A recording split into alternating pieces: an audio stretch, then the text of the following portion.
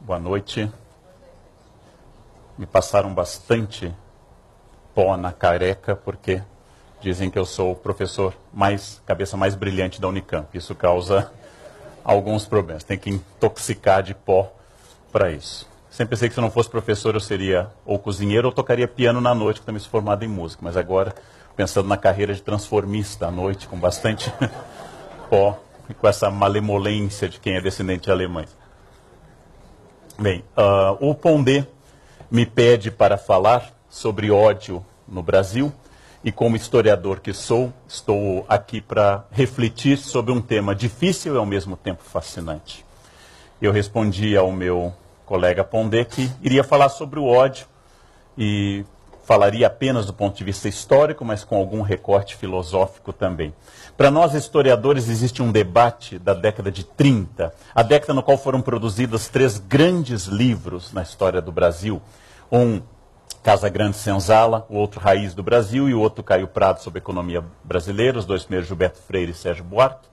E em 36, quando Sérgio Buarque lançou o seu Raízes do Brasil, Sérgio Buarque lançou em especial o capítulo 5, que deu um debate imediato com Cassiano Ricardo e vários outros, dizendo que nós brasileiros éramos homens cordiais.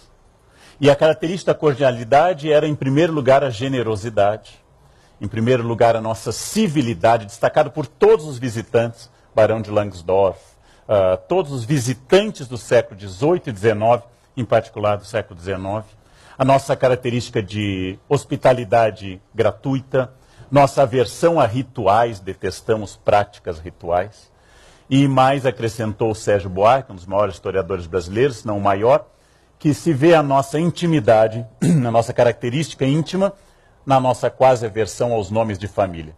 Ao contrário da Europa, onde eu posso estudar anos sem saber o primeiro nome de um professor, ou nos Estados Unidos, imediatamente as pessoas são chamadas pelo nome no Brasil, e cada vez mais em função da nossa modernidade.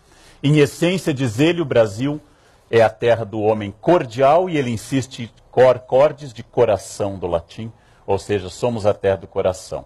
Isto foi interpretado primeiro como uma leitura conservadora, negando a violência ou negando a nossa capacidade de manifestar sentimentos negativos de ódio, que vão do racismo até o ressentimento social. Essa característica foi debatida durante muito tempo, e o Sérgio Buarque sempre diz que ele quer dizer que somos cordiais. Cordiais significa, em primeiro lugar, que nós agimos pelo coração, inclusive quando odiamos. Nós agimos pelo coração. O nosso ódio também é cordial. O nosso ódio age passionalmente, age pelo coração.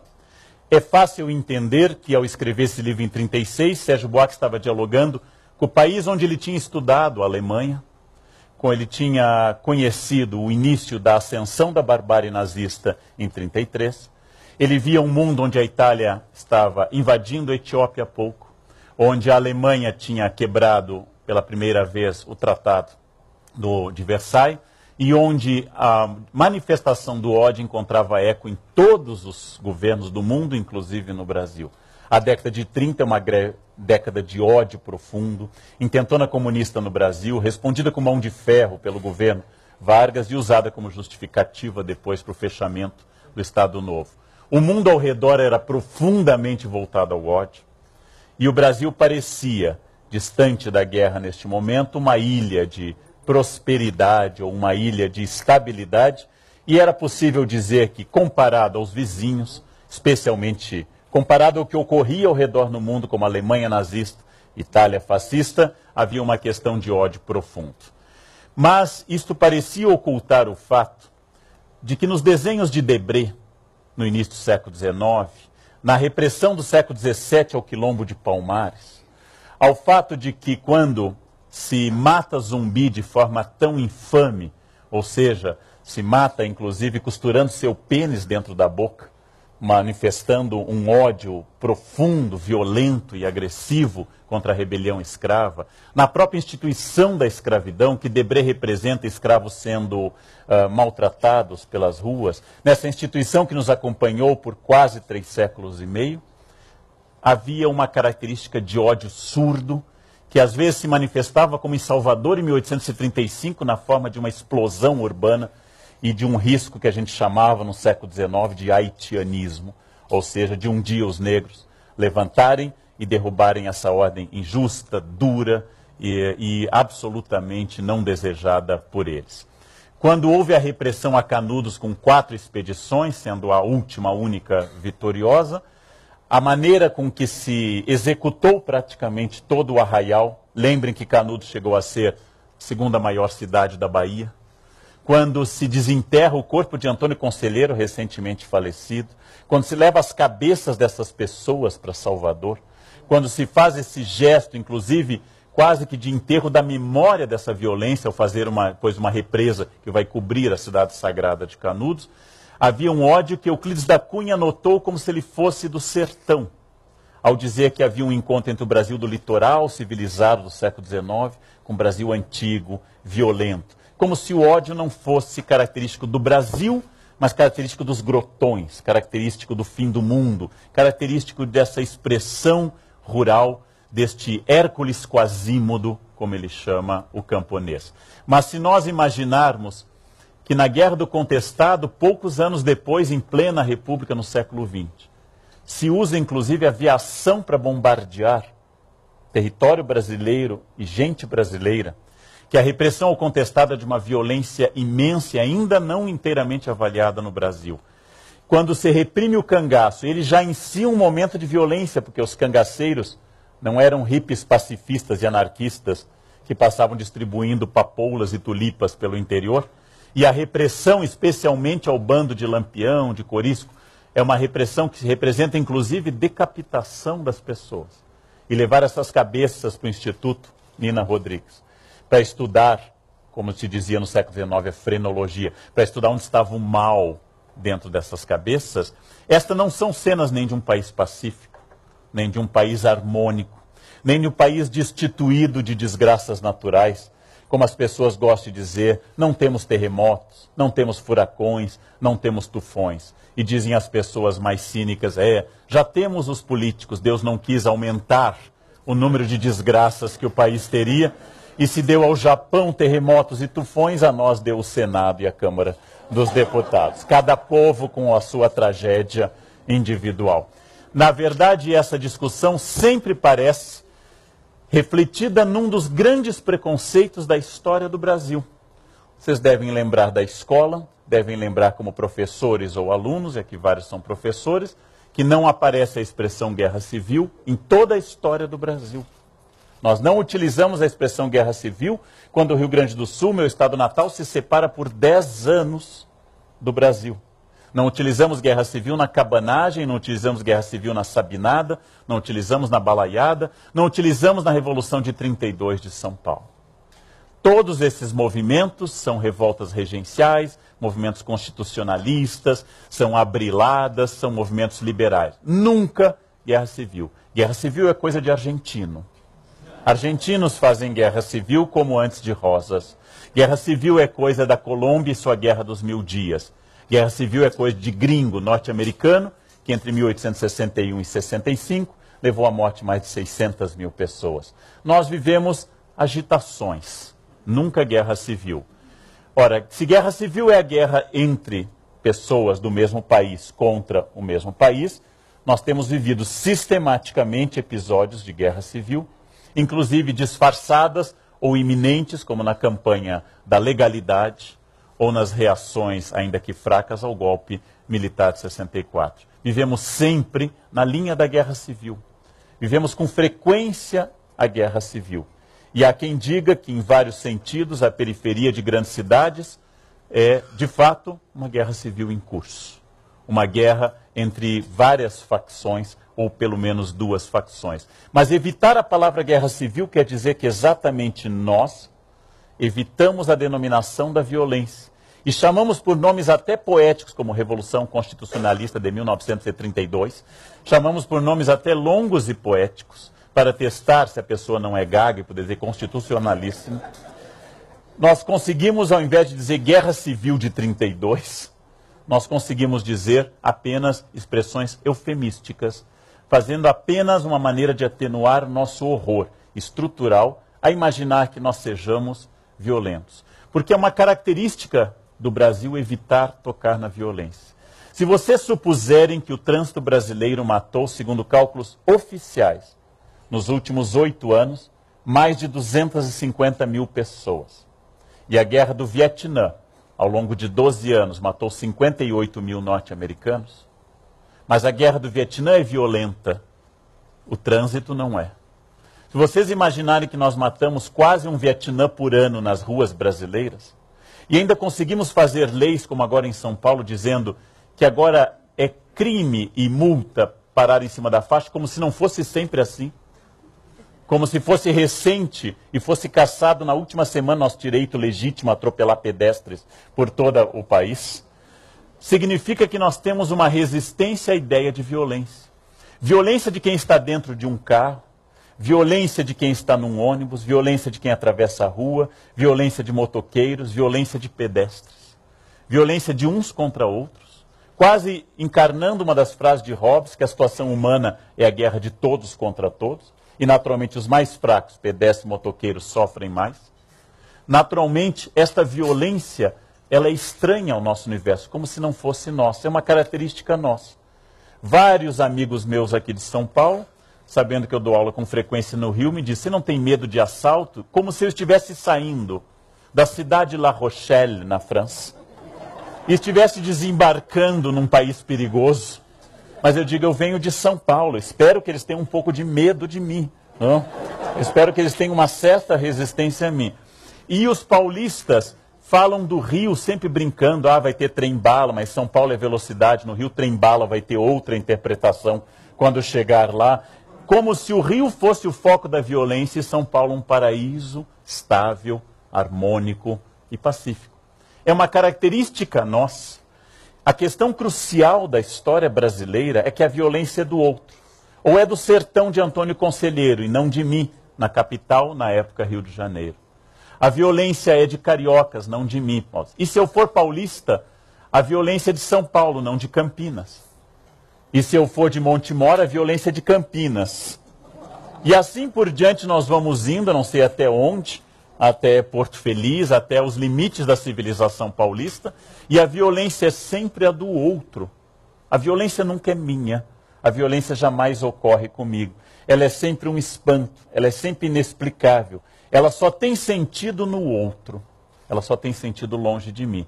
Então a primeira constatação que eu faço é que, por incrível que pareça, nós somos um povo profundamente pacífico, cercado de gente violenta fora da minha comunidade. Sejam eles cariocas, sertanejos, favelados, nordestinos ou quaisquer outros indivíduos que encarnem a violência contra mim, o legítimo representante da brasilidade, pacífico, tranquilo, e quase um ser rural, poético, andando pelas Campinas floridas, tocando harpa e assustado com este mundo que me cerca, violento. É muito curioso que quando narramos a violência alheia, assumimos uma voz de tranquilidade absoluta. Por exemplo, vocês já devem ter notado, todos os senhores aqui presentes, os que nos escutam em casa, que todas as pessoas, ao narrarem um incidente de trânsito, estão assim. Estava eu na minha faixa, a 40 por hora, com as duas mãos na direção, celular desligado. E eu estava andando na minha faixa, a 40, entre 20 e 40, quando um caminhão louco fechou a minha frente e me jogou para o acostamento, e eu disse: não faça isso, meu amigo, que absurdo. Somos todos cidadãos, podia ser sua filha aqui dentro, e assim por diante. Eu sou sempre um filósofo estoico, quase um São Francisco na Úmbria do século XIII, cercado de gente violenta no trânsito. Eu jamais faço um gesto obsceno, jamais digo algo. E quando eu narro uma briga em família ou com outras pessoas, eu sempre digo, aí eu disse para o meu amigo, por que você diz isso? E ele diz, não, eu digo, calma, é preciso sentar. Por incrível que pareça, bom senso é aquilo, como diziam os filósofos do século XVI, que infelizmente Deus deu apenas a mim e a mais ninguém. E este é um problema, porque o ódio é uma realidade que nenhum brasileiro nega. Mas o que nós negamos é que ele esteja em mim, ou no meu prédio, ou na minha família.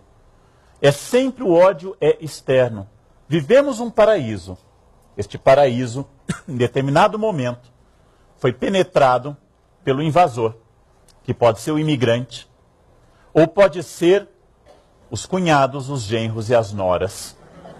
A nossa família era perfeita, até que resolveu se reproduzir. Esta fantasia é clássica. Nós vivíamos muito bem, até que resolvemos nos reproduzir. Como vocês devem constatar, eu acho que ninguém vai discutir até aqui, nós temos uma certa animosidade, uma certa resistência aos famosos ódios históricos. Aquele que os romanos e cartagineses, durante as guerras púnicas, narravam, na figura de Aníbal, herói da Segunda Guerra Púnica, mais importante, que levado pelo pai ao altar dos deuses na grande Cartago, na cidade semita e fenícia de Cartago, no norte da África, jurou diante do fogo dos deuses que não descansaria enquanto não destruísse Roma. Fazer uma criança jurar ódio tão cedo, e ódio eterno, e cumpri-lo. Aníbal atravessa os Alpes com elefantes, imagina o esforço, nos teleféricos, aqueles elefantes imensos, atravessando o passo, talvez, de São Bernardo ou São Gotardo. O esforço de Aníbal é o esforço nascido de um juramento feito a uma criança. E nós achamos sempre que as crianças são, naturalmente, e inclinados sempre ao mais profundo pacifismo. Quem diz isso jamais entrou numa sala de aula.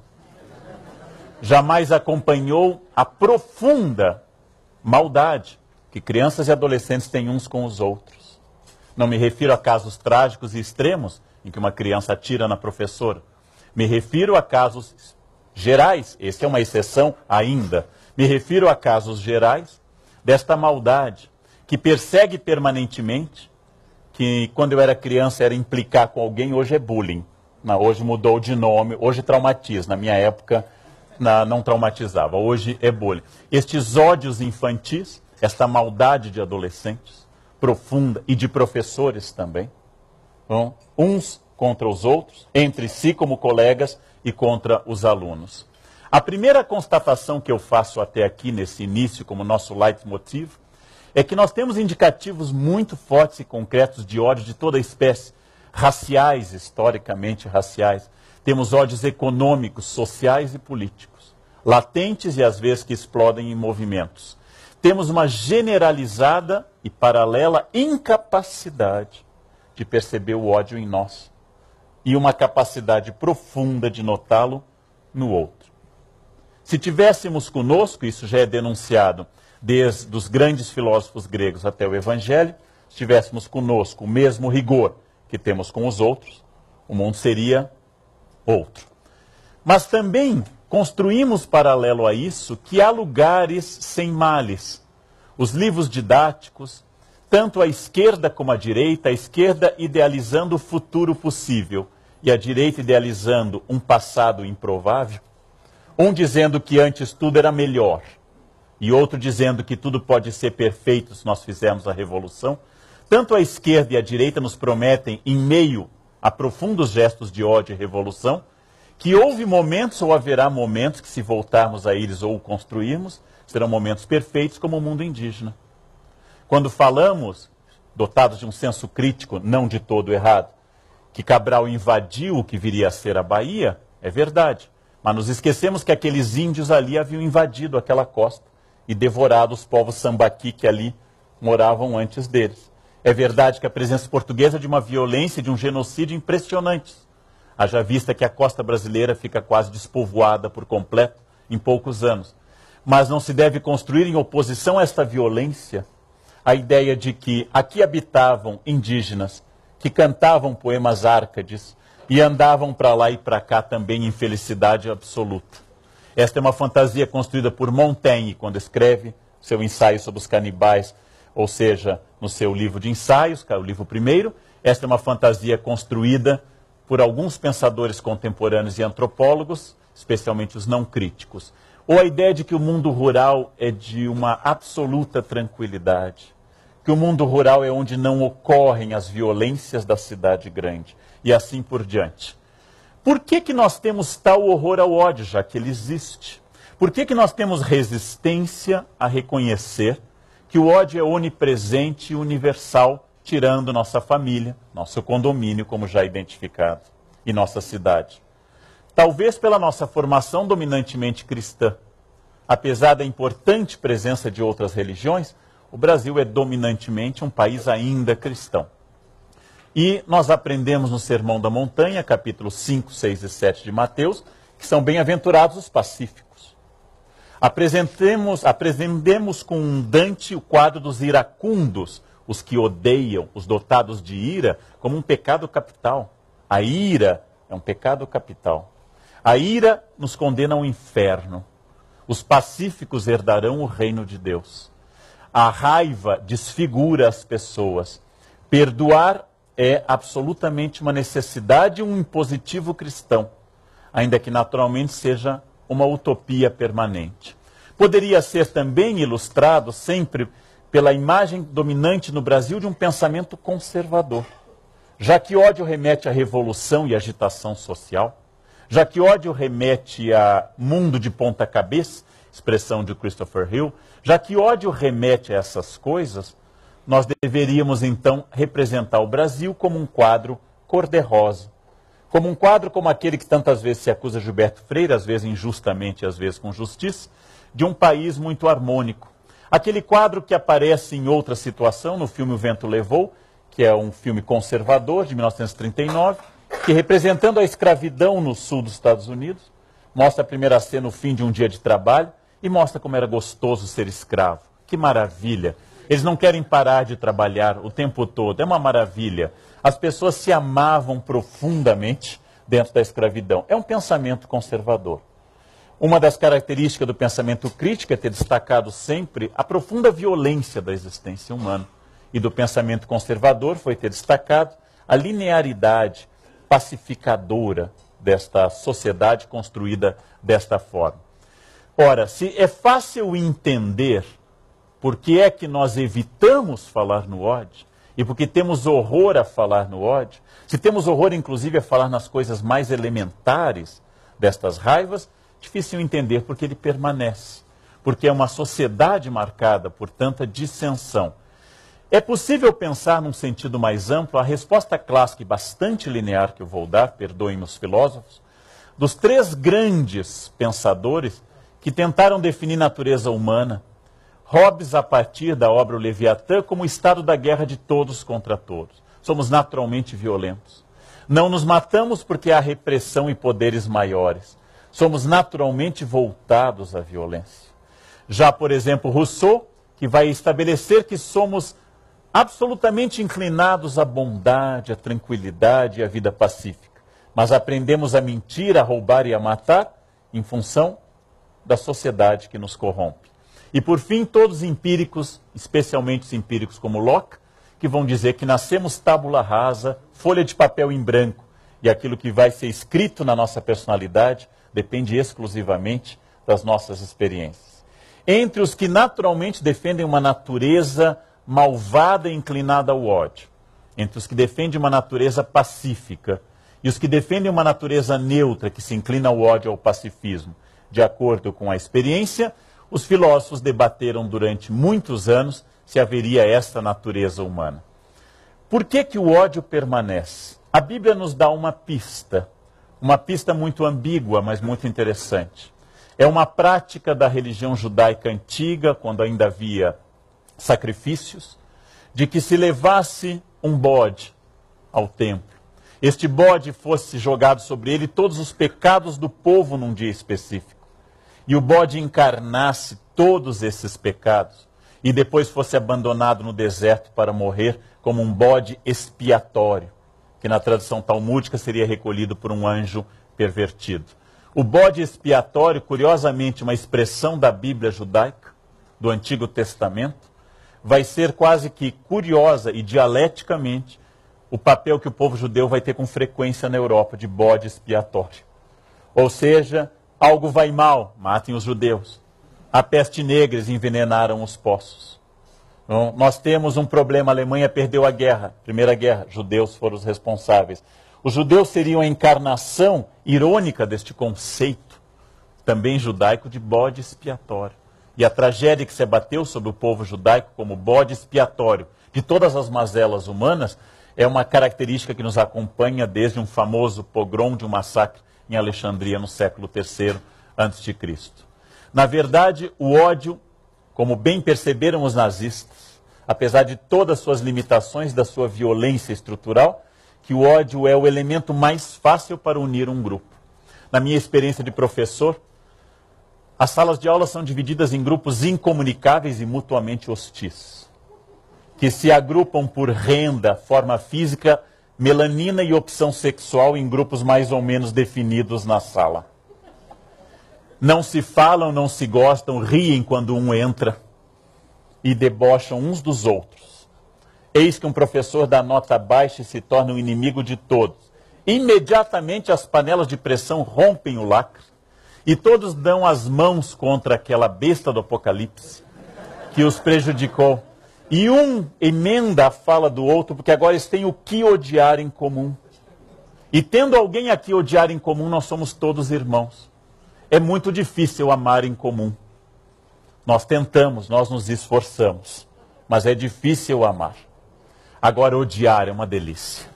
Odiar é uma facilidade. Inimigos dão a nossa identidade. Não há importância alguma, de fato, que eu vença com o meu time. Importante eu poder encontrar o do time adversário e jogar isso na sua cara. A derrota dele é mais deliciosa que a minha vitória. Não optamos por um time, por amar nosso time, mas por odiar outro. O ódio e o bode expiatório nos fazem lembrar o pensamento do grande Tácito na Roma clássica, que dizia que os homens apressam-se mais a retribuir um dano do que um benefício, porque a gratidão é um peso e a vingança é um prazer. E ele chega a nos recomendar, na esteira que depois Rochefoucauld vai dizer, o duque azedo Rochefoucauld vai dizer no século XVII, é mais fácil fazer o mal do que o bem, porque o bem tem que ser retribuído e é um sacrifício porque nos humilha. Se você me emprestou dinheiro, se você me ajudou, se você me ouviu, você será sempre a testemunha da minha fraqueza, que eu não tive dinheiro suficiente, que eu fui fraco a ponto de chorar, ou fui traído e fui chorar minhas mágoas corníferas com você. E você sempre será a memória dessa dor. Mas se você me fez um mal, eu tenho um motivo para viver e para acordar. E quando eu penso em descansar, eu penso, mas ele ainda respira.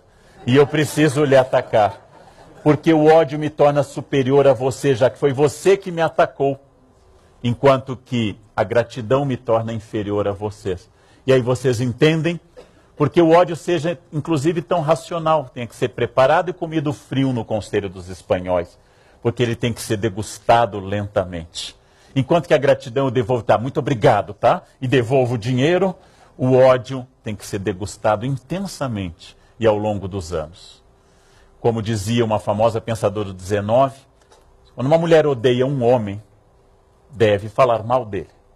Se odeia profundamente, deve atacá-lo em público. Mas se odeia estruturalmente, se odeia como a coisa mais importante da sua existência, deve casar com ele. Porque essa é a única maneira de todos os dias, para o resto da eternidade, jogá-lo. Eu sempre digo que é um equívoco da Igreja Católica, querendo afastar o sexo dos padres e das freiras, obrigou-os à castidade. A única coisa que faz isso é o casamento. Devia tê-los obrigado a casar para que nunca mais pensassem em sexo por o resto da eternidade. Que a única coisa que afasta sexo do mundo é o sagrado laço matrimonial. O pijama é a mortalha do sexo, necessariamente. Naturalmente, tirando os casais aqui presentes que são felizes, naturalmente. Precisam lembrar sempre disso. Tirando a nossa família e os casais aqui presentes, os vizinhos, nossos vizinhos. Muito bem. Voltando ao nosso tema do ódio. Vivemos aquilo que as feministas chamam com toda a razão, uma grande contribuição ao nosso pensamento sociológico, uma sociedade voltada ao masculino, uma sociedade falocêntrica, uma sociedade que constrói obeliscos e não monumentos femininos. Uma sociedade que pensa Deus pelo masculino. Uma sociedade que denomina como positivos todos os animais masculinos de vida sexual intensa, tigrão, galo, garanhão. E pelo agressivo e pejorativo, todos os animais femininos, galinha, piranha ou vaca. Vivemos uma sociedade falocêntrica, uma sociedade voltada ao masculino. E quando eu digo falocêntrica, não quero dizer uma sociedade de homens, quer dizer uma sociedade de pensamento masculino. Educada desde o berço pela mãe, que diz ao menino, não chore, porque homem não chora. Quando eu digo sociedade falocêntrica, é aquela que homens, mulheres, hétero e homossexuais, bissexuais, transexuais, hipersexuais, consideram no fundo, e quase sempre, o masculino superior ao feminino. E esta sociedade, infelizmente, associa a briga, o ódio, tirar satisfação, como algo profundamente masculino e sinal de força. E a harmonia, voltar atrás, pedir perdão ou engolir calado a ofensa como feminino e sinal de fraqueza. Não é de todo errado imaginar que a primeira pessoa a cobrar que o marido tire satisfação de outro que agride a esposa seja a própria esposa. Você não vai falar nada, ele me ofendeu. E se eu disser, deixa disso, mulher, perdoar 70 vezes 7, errar é humano. Ok, mas você é um homem ou é um rato? E vai começar, porque afinal eu preciso casar e namorar o vitorioso. E o vitorioso briga, o vitorioso tira satisfação, o vitorioso não engole calado. Quem engole calado é fraco. Quem engole calado é quem negocia. E quem negocia é quem perdeu razão. Nós valorizamos a decisão direta e absoluta. Não é à toa que em sala de aula causa tanto sucesso dar uma aula sobre Hitler. E os alunos praticamente ignoram Adenauer, o homem que salvou democraticamente a Alemanha no pós-guerra. Falamos daqueles que vencem e impõem ao inimigo o seu ponto de vista. Mas temos uma certa restrição às personagens negociadoras e pacifistas. Nós gostamos do falocentrismo, daquele que mostra força, e o ódio é uma demonstração de força. E este ódio é o prazer que temos em narrar quando fizemos uma empresa de telefonia retroceder, por exemplo, em alguma cobrança, o cartão de crédito. Não importa que sempre percamos ao final, porque somos incapazes de ouvir a gravação até o final. Mas nós somos capazes. Aí eu liguei para eles, eu vou para o jornal, vou estar na primeira, vou estar meus advogados, todos meus advogados em cima de vocês. E aí a família ouve e tem reações bovinas. Concordam com isso. Aí eu mostrei quem é o homem na relação. E se eu disse, eles cobraram uma ligação a mais, mas também é tão pouco, para que brigar? Né? Aí eu pareço frouxo. Logo, o ódio, além de conferir unidade, o ódio no Brasil confere força e dinamismo e ação. O ódio é visto como uma capacidade de ser dinâmico. Nós temos um interesse pela violência que é estranhíssimo. Em primeiro lugar, paramos quando há um acidente, o maior engarrafamento é do outro lado da rodovia. Em busca de um cadáver, uma víscera, um cérebro, alguém esquartejado na estrada, em que eu possa, como Schopenhauer diz em Paregra e Paralipomena, ter o único prazer da vida. Ai, não foi comigo, pelo menos. Diz Schopenhauer que o único prazer da vida é quando a ovelha está no pasto e o lobo ataca a vizinha, e não a ela. Esse é o único prazer. Nós somos capazes de assistir e publicar cenas de luta em que homens se esbofeteiam até o sangue e até ficarem desacordados. E ao invés de sermos internados com transtorno agressivo, obsessivo, ao invés de nos darem inteiramente algum remédio para acalmar esse distúrbio, nós pagamos ingresso para isso. E pagamos no pay-per-view. E comentamos e fazemos bonequinho dos lutadores. E louvamos a violência. Horrorizado, eu vi há pouco na Inglaterra, se fez isso com 2 crianças num ringue. 2 crianças em Vale Tudo. Agora, ou seja, é a violência, especialmente a masculina, é a violência que nos seduz e nos deleita. Nenhum jornal na história jamais pôs na manchete a seguinte notícia. Setembro, floresceram os ipês amarelos. Cidade coberta de flores. Por todo lado há ipês amarelos. E há pouco havia os roxos, é o espetáculo da vida. Ninguém jamais fez essa notícia. A notícia em geral é, hoje começou a primavera. né? Poluição aumenta em São Paulo. Ou seja, nós temos um deleite pela força e pela violência. E somos capazes de noticiar grandes desmatamentos, com toda razão, mas incapazes de denunciar ou anunciar florescimentos. Ou simplesmente cenas pacíficas, né? Namorado beija namorada no Ibirapuera, primeira página.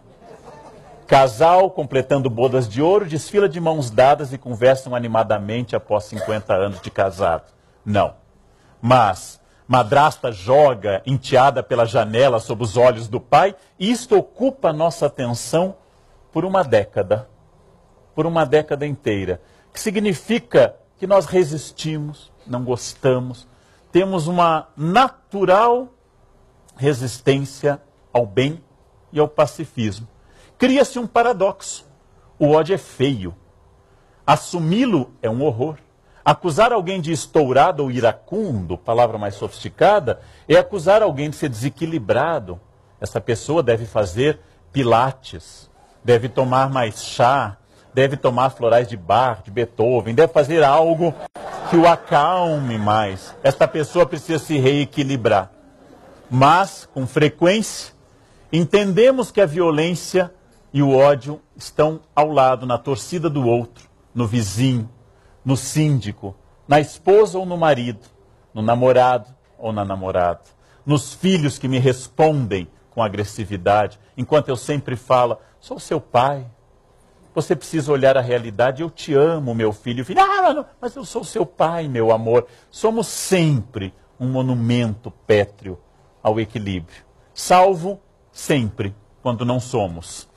Matamos por ódio, matamos como em outros países, como na Inglaterra, em torcidas, matamos pela vitória ou pela derrota de um time. Sinal de uma patologia profunda, sinal de um desequilíbrio absurdo, ou pior, dentro do espírito que guiou a curadoria do Pondé para esse encontro, não dentro de uma patologia, mas dentro de uma naturalidade absoluta. Matamos quase sempre.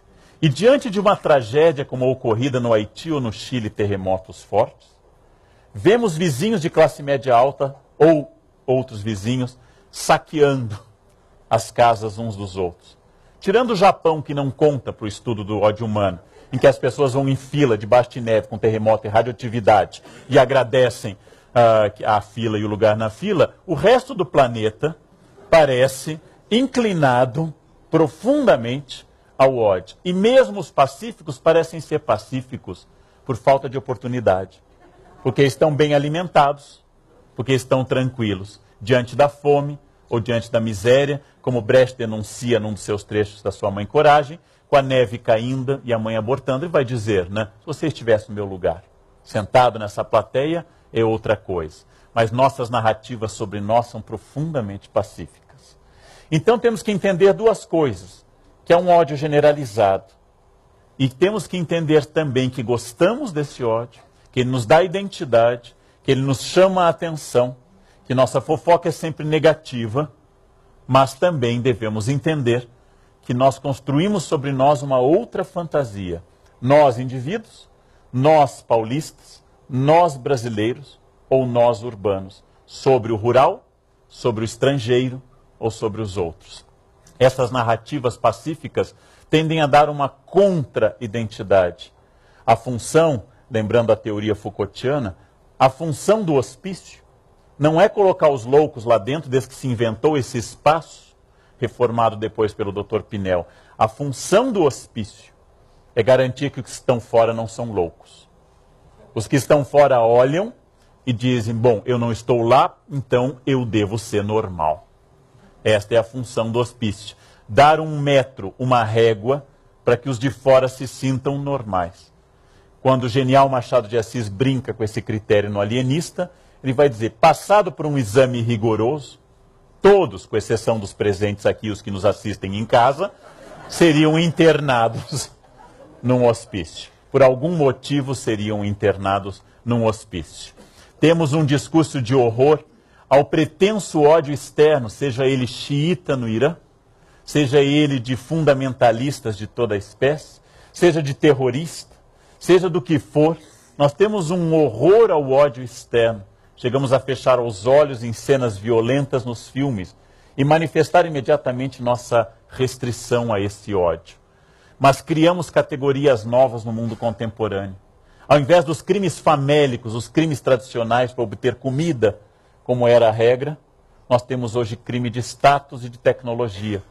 Eu roubo seu iPod, seu iPad, porque sua conexão é mais rápida do que a minha. Eu posso tolerar tudo, menos que a sua conexão seja mais rápida do que a minha, menos que você consiga baixar vídeos mais rapidamente do que eu. Os saques em Londres mostraram uma novidade agora no mês de agosto. Não mais jovens atacando farinha de trigo, mas jovens atacando iPhones. Jovens atacando tênis de marcas. Respondendo a um novo tipo de violência, a sociedade que estampa no rosto de todo mundo os bens absolutos e sempre nos diz, você não tem. Eu tenho e você não tem. Então este ódio de consumo, este ódio que me leva a ser incessantemente um consumidor, é uma novidade dessa pós-modernidade. Uma novidade que nos tornou numa categoria nova, tão bem explorada pelo professor Pondé em tantos textos. Pela primeira vez na história, os homens modernos do século XX para o XXI são obrigados a serem felizes e a manifestar essa felicidade. A geração da minha avó, quando tudo estava correto, minha avó Maria dizia, tudo bem, vó? Indo, era um gerúndio, levando, como Deus quer. Eu jamais ouvi minha avó dizer, eu estou muito feliz, meu neto, explode no meu ser uma felicidade absoluta. E eu me sinto muito bem hoje. Jamais a ouvi dizer isto. Minha avó era obrigada a dizer, indo. Quando tudo estava bem, a gente vai levando, um dia depois do outro. Nós somos obrigados a sermos felizes. Somos obrigados a sermos bons pais, bons maridos, bons profissionais. Ainda temos certo equilíbrio emocional, a malhar e sermos positivos. É um terror essa obrigação. Não temos mais direito ao mau humor, é preciso tratá-lo. Não temos mais direito à melancolia, é coisa de Lars von Trier, ser melancólico, é coisa de gente desequilibrada, mal resolvida. Não temos mais direito à infelicidade, porque a infelicidade não passa mais em testes de empresa. Não sei se os senhores sabem, que ao ser entrevistado eu sou obrigado a ser feliz, profundamente feliz. Se eu disser, por que o senhor está saindo daquela empresa? Porque eu odeio aquele lugar, eu não entrarei. Porque eu quero novos desafios. E eu sinto que nessa empresa eu posso produzir mais ainda do que a outra.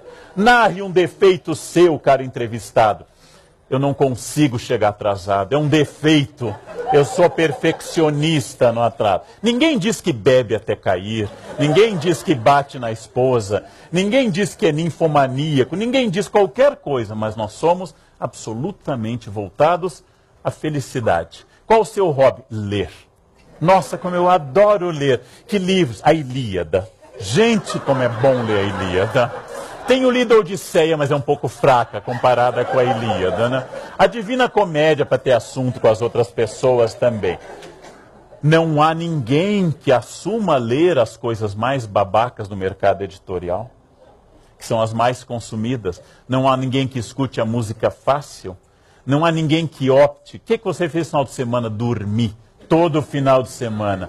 Todos aproveitaram para malhar, para ler, para pôr os e-mails em dia. Depois foram a um bom museu. Tem uma exposição no Tomiotaki que está maravilhosa. Todos somos obrigados permanentemente a um sucesso. É aquilo que o Pondé chama com toda razão da nova hipocrisia contemporânea. Ao invés de não dizer mais o que sentimos, como é a hipocrisia clássica farisaica, nós não somos mais o que somos. Somos felizes. Até porque ninguém aguenta. Inclusive porque hoje, se eu for triste, melancólico ou odiar, todos sabem eu vou ter câncer. O câncer só atinge as pessoas tristes. As alegres morrem com 300 anos. Passam dos 500 ou são imortais, são Highlanders. As que têm melancolia têm tumores. Não importa mais a origem de qualquer tumor, é o ódio. Por que fulano tem este câncer? Ele guardou muito ódio no coração. E provocou. O que as pessoas perguntam isso? Não, o que vai no seu coração? Eu costumo responder, 2 aurículos, 2 ventrículos, uma aorta, sangue arterial, sangue venoso. Nos tornamos obrigatoriamente felizes. Até porque existe uma novidade, que nós temos hoje ódio ao ódio, apesar de ele nos seduzir. Haja vista que contra o ódio e a depressão e a tristeza, nós somos a primeira civilização que inventou produtos químicos. Se você não tem vontade sexual com essa pessoa, hoje há uma enorme quantidade de auxiliares, muletas, que reproduzem quimicamente o velho lema de Che Guevara, hay que endurecer, pero sin perder la ternura jamás. Se você está triste, lítio nessa pessoa, antidepressivo, toca lítio nessa pessoa, e ela vai entrar num estado de zumbilência, ela vai ficar feliz, ela vai se tornar alegre. Naturalmente, há muitos casos psiquiátricos, especialmente esquizofrenia, em que a medicação é um dos únicos caminhos possíveis. Não é isso que eu estou falando. A medicação existe e há pessoas que precisam dessa medicação por características biológicas ou psicológicas. Eu me refiro ao fato de que nós tomamos remédios cada vez mais para dormir, para acordar, para ter relações sexuais e para sorrir. Cada vez mais ficamos dependentes da tabela periódica para sentir, especialmente as coisas positivas. Fernando Pessoa, de um sentimento agudo, eu dou uns trechos para vocês desse poema lindo, que é o poema Em Linha Reta. Ele reclama, em determinado momento, que em Portugal da década de 20, ele nunca conheceu quem tivesse levado porrada. Escreve Pessoa que todos meus conhecidos têm sido campeões em tudo.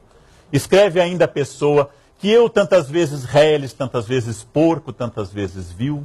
Eu tantas vezes respondivelmente parasita, indesculpavelmente sujo. Eu que tantas vezes não tenho tido paciência para tomar banho. Eu que tantas vezes tenho sido ridículo, absurdo. Que tenho enrolado os pés publicamente nos tapetes das etiquetas. Que tenho sido grotesco, mesquinho, submisso e arrogante. Que tenha sofrido enxovalhos e calado. E que quando não tenho calado, tenho sido mais ridículo ainda. Diz ainda Fernando Pessoa que estou farto de semideuses. Ai, onde é que tem gente no mundo? O que significa isso? Pessoa está reclamando há quase 90 anos na sua genialidade. Ele está reclamando que ao seu redor todas as pessoas só contam vitórias. Todas as pessoas contam como foram interessantes. Todas as pessoas contam como suas vidas são divertidas. E eu que tenho sido tão medíocre, tão absolutamente linear, que tenho me sentido triste tantas vezes, que odeio com tanta facilidade, que há manhãs que eu acordo pensando na famosa frase de Nero, o imperador romano, gostaria que a humanidade tivesse um só pescoço para cortá-lo de uma só vez. Nero hoje estaria tomando lítio, estaria fazendo terapia. O que você odeia assim? Algo com a sua mãe, coitada, que aliás ele tentou matar. Mas toda essa característica é a característica contemporânea da resistência ao negativo e ao ódio. É claro que este mundo precisa urgentemente, como diz com sabedoria Gandhi, de maior compreensão. É claro que nós precisamos de mais diálogo, precisamos cessar a guerra. Claro que as pessoas têm direito à vida pacífica, a não serem violentadas no seu lar com assaltos, ou violentadas na rua, ou violentadas por quaisquer que sejam as autoridades ou os criminosos. O que eu digo é, será que as pessoas também não têm direito de estarem mal? Ou não têm direito a odiar, eventualmente? Ou o ódio será algo tão estranho a todos nós? E talvez, há muito pouco tempo atrás, havia grandes utopias. Quando eu era estudante de história, os continentes ainda estavam bem unidos, depois começaram a se afastar. Havia uma utopia política, havia a possibilidade de construir a terra sem males dos Guarani, ou dos Tupi, ou a sociedade perfeita, a sociedade sem nenhum atrito. Essa utopia religiosa ou socialista, que ainda floresce com força naqueles lugares que essa utopia costuma florescer ainda, Coreia do Norte, Cuba, diretório acadêmico da área de humanas, esses lugares em que a utopia socialista floresce ainda com intensidade, em breve só diretório acadêmico da área de humanas. Estes lugares, todos, ofereciam, isto era muito importante, um modelo de sociedade perfeito, que era o estado do bem-estar, como na Noruega ou na Suécia, no capitalismo, ou as sociedades comunistas perfeitas. O problema é que esses paraísos nunca existiram. Na Noruega as pessoas se matam e são terroristas, mesmo sendo loiros e cristãos. Nas sociedades perfeitas, o ódio continua existindo. O suicídio infantil é altíssimo no Japão e na Suécia. Aquilo que nos causa espanto no Brasil, no Japão e na Suécia são ocorrências cotidianas. Gente democrata, nascida no interior de Iowa, em Ohio, que o parta nos Estados Unidos, vai para o Iraque, administra uma prisão e se torna idêntico a um guarda nazista da Segunda Guerra, tratando aqueles outros seres humanos, como nos episódios da prisão de Abu Ghraib, exatamente como qualquer nazista em Auschwitz ou Sobibor. Gente nascida no interior dos Estados Unidos, comendo manteiga de amendoim, ouvindo programas religiosos, sem grandes problemas sociais. Ou seja, à medida que essas utopias diminuíram, o que aconteceu? Os pequenos ódios cotidianos afloraram com uma força inédita. Os ódios pequeno-burgueses, independente da renda das pessoas. A pequena burguesia é um estado de espírito. É aquele que comete o pecado essencial do pequeno ódio, que foi definido em todas as culturas, mas particularmente na cristã, como a inveja. Aquilo que Tomás de Aquino chama de a tristitia alienum bonum, a tristeza pela felicidade alheia. Aquilo que Nelson Rodrigues esclareceu, que no Brasil o êxito pessoal é um insulto, e um insulto à minha pessoa. Eu posso tolerar com grande resignação a dor alheia. Eu posso me solidarizar com o câncer dos outros, mas não me venha contar sucessos. Não me venha contar, eu estou bem, estou ganhando bem, estou amando, acabei de comprar um carro novo. E dentro de mim, o pequeno demônio da inveja vai dizer, que bom, né? Que bom que você comprou um carro novo, mas roubam tanto no Brasil, né? Chama tanto a atenção, você não preferia um golzinho usado? Uma Brasília colada com araldite e durepox? Você não acha melhor, mais espaçoso, né, nesse caso? Ou seja, a inveja é uma manifestação clara, diferente da cobiça, que é a vontade de ter o que você tem. A inveja é a tristeza pelo que você tem e não querer para mim. Por isso que não existe inveja boa. A inveja é a expressão clara desses pequenos ódios. Aqueles que a Hannah Arendt, num livro brilhante sobre o caso de Eichmann, o criminoso nazista capturado em Buenos Aires, levado para julgar e enforcado em Jerusalém. A genial Hannah Arendt, essa filósofa alemã que foi para os Estados Unidos, escreveu no livro Eichmann em Jerusalém essa expressão. O mal não é extraordinário. O mal não está inteiramente fora das pessoas. O mal não é um monstro. O mal não tem os olhos verdes com que Shakespeare definiu o demônio do ciúme. O mal é banal. O mal é comum. O mal é presente. O mal está em muitos lugares. O mal está mais disseminado. Porque Eichmann, diz ela, não era um homem particularmente ruim. Era um bom pai de família, como vários assassinos. Não era um homem que andava esfregando as mãos como um Nosferatu, que andava pelas sombras. Era um trabalhador que mandava fazer isso. Vá lá, mate 1 milhão, ele matava. Era trabalhador, ordenado, sistemático, pontual, como as pessoas responsáveis e os grandes genocidas também. Ele era absolutamente ordenado. E ela ficou horrorizada em descobrir, não o Moloch da Bíblia, o demônio monstruoso que comia crianças, não um ser, um Aníbal, o ser do mal na literatura fílmica, mas um homem comum, cotidiano, com pai, mãe e formação religiosa, frequentador de igreja e muito tranquilo, que não tinha nenhum ódio específico, só cumpria ordens. O argumento que ele utilizou tantas vezes. E ao ser condenado à morte, disse até o fim, não nego nada disso, apenas eu cumpria ordens. Então ela toca nessa banalidade do mal. Hannah Arendt nos faz pensar numa questão muito curiosa, que na mitologia, tanto na Odisseia como na mitologia da ninfa Calipso, uma das entidades, uma das Nereidas, que habitava uma ilha que hoje se identifica, grosso modo, como uma das ilhas do arquipélago de Malta, Calipso recebeu um náufrago famoso, Ulisses, Odisseus em grego, e Calipso se apaixonou por Odisseus, que leva 10 anos para voltar para sua esposa, e Calipso oferece a ele uma ilha perfeita, onde a temperatura oscila entre 22 e 24 graus, onde a comida existe pronta sobre a mesa todos os dias e perfeita, onde não há doença, envelhecimento ou morte, onde graças à inocência e à candura de Calipso e das outras ninfas, os homens têm mulheres perfeitas, absolutamente inexistentes, atenciosas e sem celulite, o resto da eternidade. E as mulheres têm homens perfeitos, sem mau humor, sem barriga, sem careca, sem nada, por toda a eternidade, sem precisar ver TV, sem apagar, e sem usar oxítodos como bem-e, já como sinal claro do fim da relação. Ou seja, a ilha é de uma perfeição absoluta. Eis que Ulisses fica na ilha vários anos. É o lugar paradisíaco. E Ulisses tem um momento que ele diz para Calipso que não dá. Ele não aguenta mais. Essa de Queiroz faz um lindo conto sobre isso chamado Perfeição. Ele não aguenta mais. Ele não aguenta mais tanta perfeição. Ele não aguenta uma vida em que todo dia tudo é perfeito. E cada dia o pão é mais crocante, quentinho e a manteiga é melhor. Em que cada vez as noites são mais agradáveis e o perfume das flores inunda o ar. Ele está enlouquecendo diante dessa ausência de ódio da ilha. Não há um assassinato e não há uma violência. Não há para que lutar e ninguém nunca envelhece. Não há para que fazer nada, porque tudo é sempre perfeito. E eis que ele diz para Calipso, eu vou lhe abandonar basicamente, porque eu não tenho nada para reclamar de você. Eu não tenho nada contra você, eu vou ter que ir embora. Eu tenho que ir para minha Penélope, que eu deixei há 20 anos, já deve estar sob a ação de Newton, mais decididamente do que eu deixei. E eu próprio, com esse ato aqui. É interessante que e Ulisses vai embora, como abandonou todas as mulheres que encontrou. Mas Ulisses, no episódio da ninfa Calipso, traz uma coisa interessante.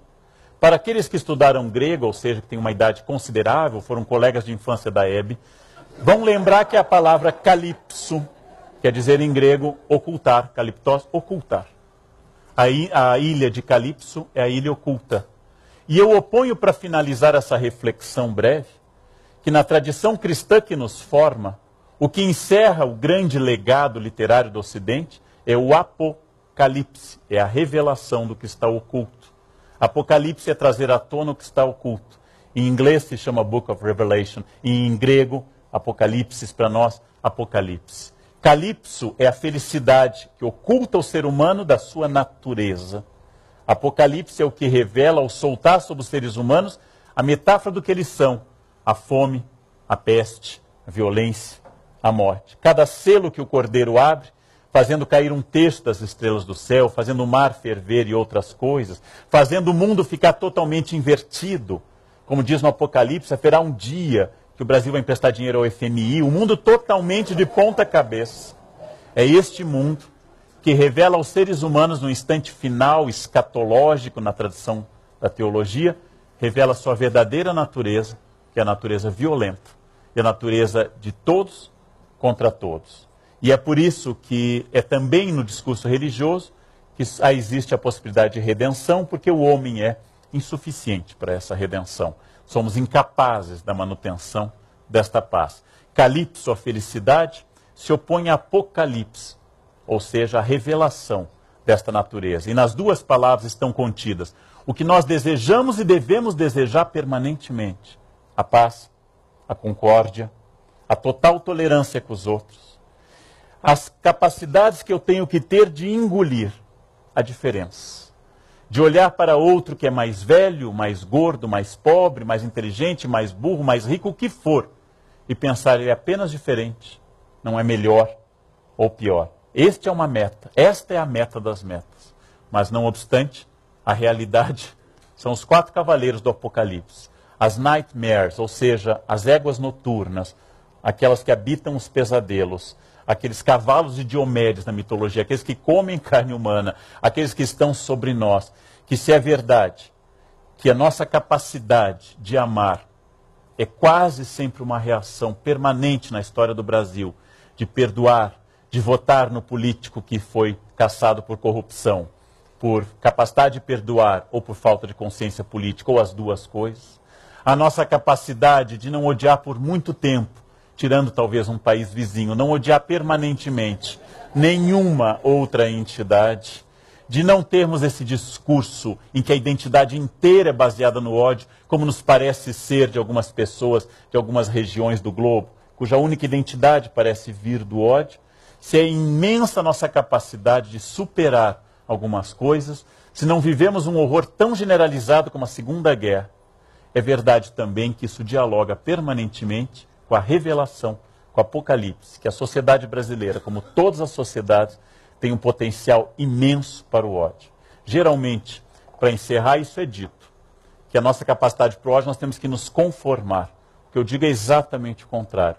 Tendo percepção que sempre eu terei a luz e a sombra, o cinza junto ao preto e branco, e a realidade do ódio convivendo com o profundo amor, que a cada gesto generoso que me fazem eu sei que vem uma grande cobrança. Se a pessoa que levanta no meio da noite me traz um remédio, vai à farmácia e compra de seu dinheiro o remédio, o mínimo que ela vai esperar é que eu faça o mesmo por ela logo em seguida, ou ela vai me jogar na cara permanentemente isso, que atrás de cada gesto de afeto existe também um gesto de cobrança. Eu vou entender que a nossa natureza convive com essa realidade e que ser humano é tentar, como dizia Nietzsche, uma corda, um funâmbulo, um equilibrista entre o Übermensch, o super-homem ou o além do homem e o nada, que se encontra abaixo. Reconhecer o ser humano como puro ódio é construir uma utopia tão negativa e tão falsa como reconhecer o ser humano como um ser profundamente amoroso, incapaz, e só alguns monstros, por paragenética, é que seriam capazes dessa dor. Todos somos capazes de grandes gestos de ódio. E como diz a célebre afirmativa de Sartre, se o inferno são os outros, ela tapa uma coisa que eu acho muito interessante pensar, que Sartre nunca disse, mas que eu acrescento. O inferno são os outros, porque também o paraíso está nos outros. Era isso que eu queria dizer essa noite a vocês. Muito obrigado pela atenção. E teremos agora uma sessão de perguntas iniciada pelo próprio professor Pondé. Obrigado. Obrigado.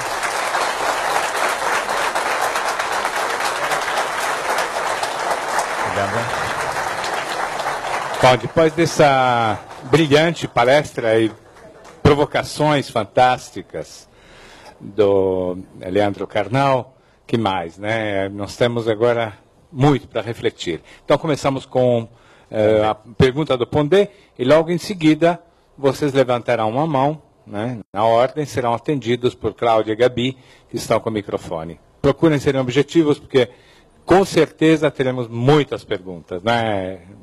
Que o Leandro provocou. Então passamos para a pergunta do curador. Leandro Carnal, depois do período de colonização do Brasil, essa mistura entre português, índio e negro, e todos os problemas que a gente teve, o povo brasileiro é de fato um povo dócil, ou às vezes a gente deve pensar no povo como alguma coisa perigosa? Bom, se entender como povo aglomerado... Leandro Carnal... Eu tenho medo. Ah, desculpa, tem outro. Não? É a mesma? É isso? É essa. Se entender como povo aglomerado, eu tenho muito medo de povo. Massa, chusma, ralé, como diz a mãe do Kiko, né? Gentalha, andando em grande grupo, eu tenho um certo medo de povo. Seja ele aristocrático, burguês ou popular. Eu tenho medo de aglomerados. Mas a pergunta do Pondé vai num sentido muito interessante. Desde o século XIX, desde que von Martius, o pensador de ascendência austro-alemã, disse que a nossa história tem que ser contada pela costura da tradição negra, branca e indígena, que nós traduzimos na forma de livro didático, de exposições ou de arte, nós traduzimos a ideia de que nós somos uma costura de raças e que alguns disseram mais harmônica e outros mais atritada. Há um certo problema nessa frase, porque não há povo que não seja uma mistura de raças. Uma vez num debate na Europa, com uma inglesa e com uma espanhola, elas disseram que a minha defesa da ideia de que somos todos mestiços é porque eu era brasileiro. E sendo brasileiro eu era misturado. E eu respondi a essas simpáticas senhoras que é verdade, que eu era brasileiro e como tal eu era, pelo menos, a presença de negros, de indígenas e de europeus. E que ela, espanhola, era pelo menos a presença de celtas, de gregos e fenícios, de romanos, de visigodos, árabes e judeus.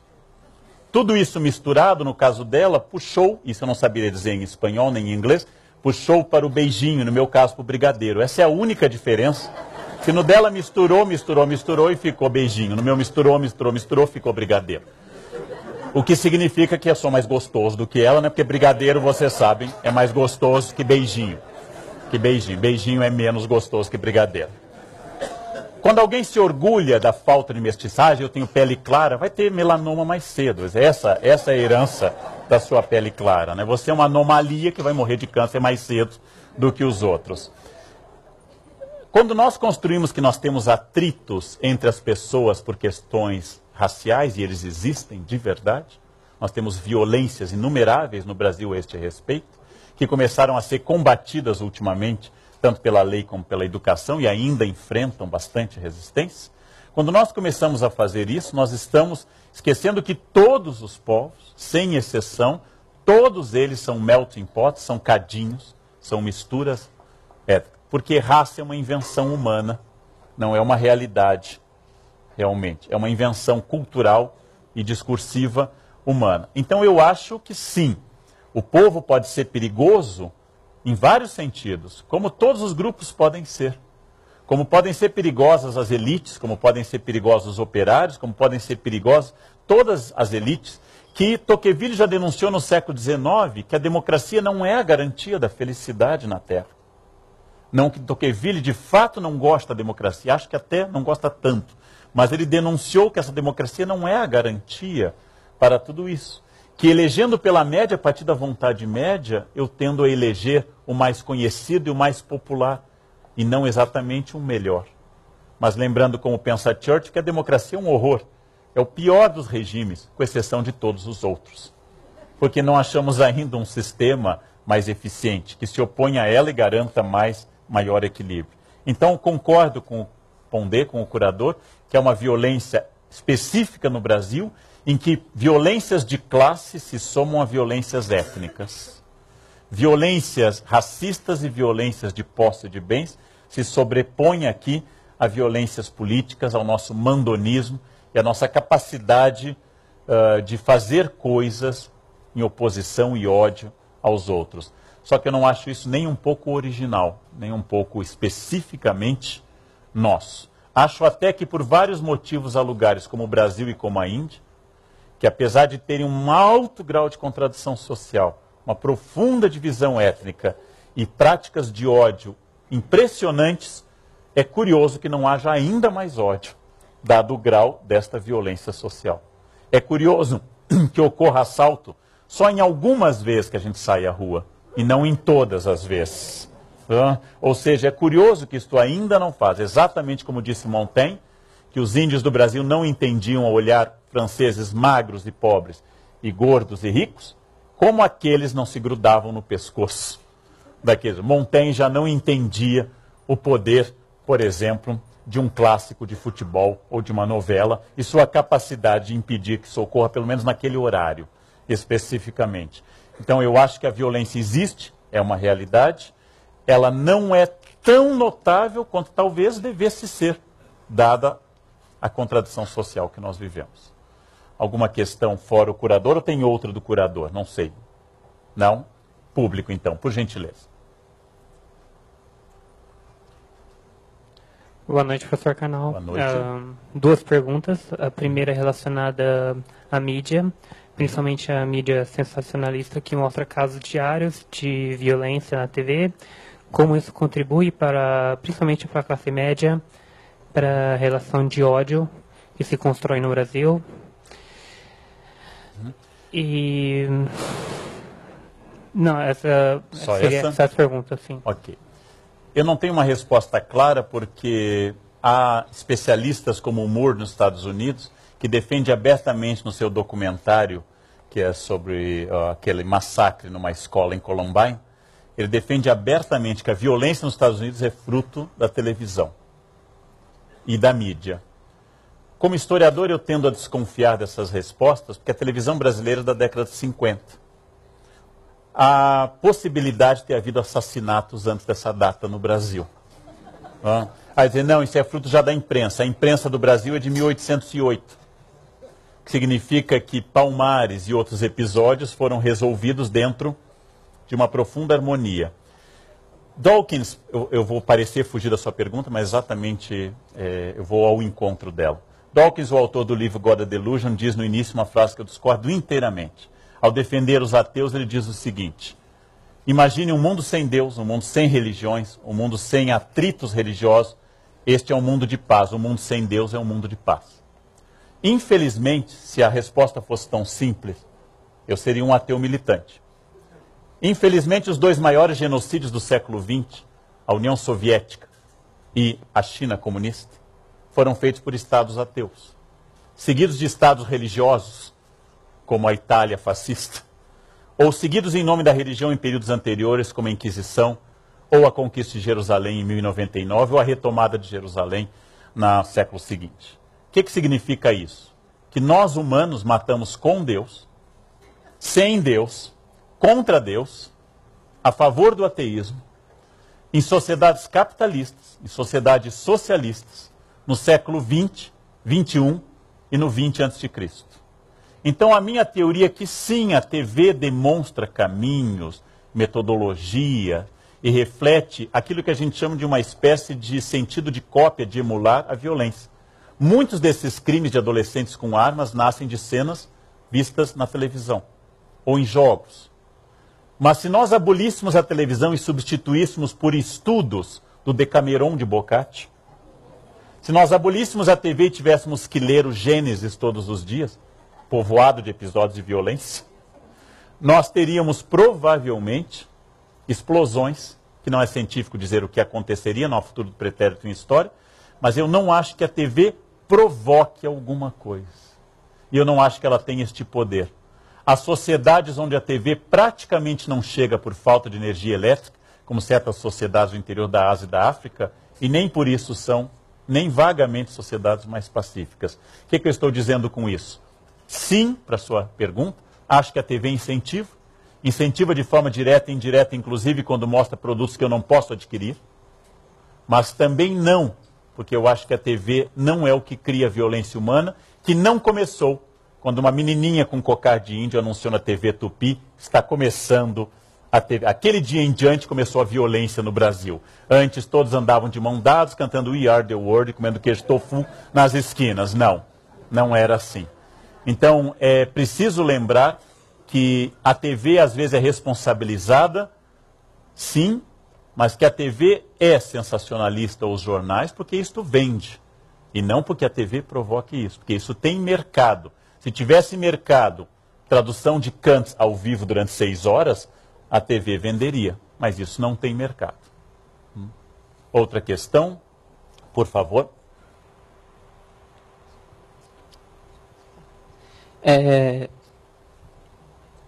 No século XXI, o brasileiro conseguiu se adaptar muito bem nos novos meios de comunicação, principalmente com a internet, que saiu um dado que já é mais da metade da população usa mais a internet do que para ver a televisão. Seria essa falta de...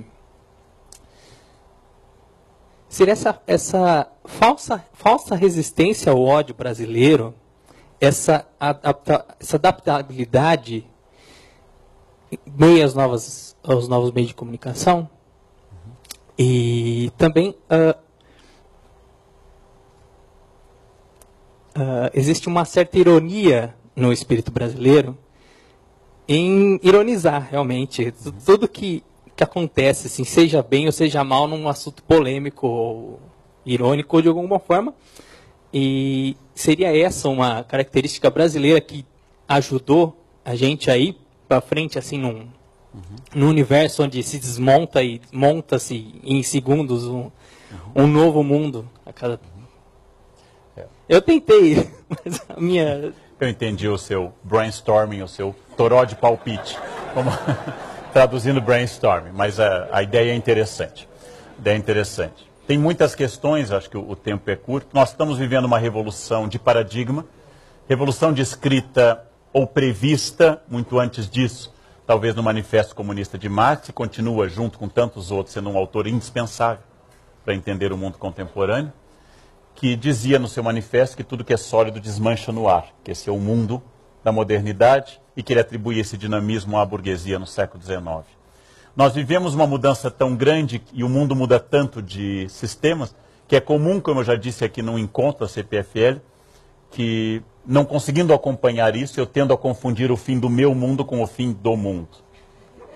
Então é estranho para mim, educado num sistema, acompanhar um outro sistema. É estranho ver um mundo hoje em que the book is on the tablet, né? É estranho ver este mundo totalmente transformado, onde as informações são virtuais. Para dar uma pista aos senhores, eu eliminei o Facebook esse ano, porque entrei nele com certo entusiasmo, fui adicionado por centenas de pessoas e recebi muitas informações muito relevantes, como acordei, ou então estou saindo de casa, ou hoje cheguei mais cedo.